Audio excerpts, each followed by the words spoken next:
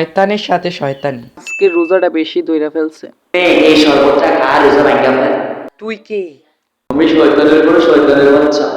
ও চান্দু শয়তানের বাচ্চা, মনে হয় আমার রোজা ভাঙাতে এসেছে। এমন চাল চালবো নিজের চালে নিজেই ফাঁসবে। আচ্ছা ভাঙবো, আমার কিছু কাজ আছে, সেই কাজগুলো করতে হবে। আসবো, তার বিনিময়ে তোকে শরবত খেয়ে রোজা ভাঙতে হবে। আচ্ছা ভাঙবো, এখন ফ্লোরটা মুছে দে। আচ্ছা ঠিক আছে। এই ওই দিকটা সুন্দর করে মুছে, তোরা শয়তানরাও কাজে শয়তানি করো। নে এবার পানিটা খেয়ে রোজাটা ভাঙ। আর আরেকটু কাজ আছে, টয়লেটটা একটু পরিষ্কার করে দে, তারপর ভেঙে ফেলবো। আচ্ছা ঠিক আছে। কি গন্ধ।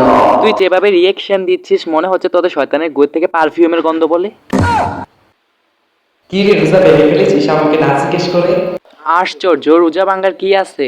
মানে ইফতারের সময় হয়ে গেছে তাই ভাঙ্গা ফেলছি। নে তুইও ইফতারি কর। ও তোরা শয়তান তো আবার ইফতারি কাজ না, গু কাজ, টয়লেট থেকে খায়ালা।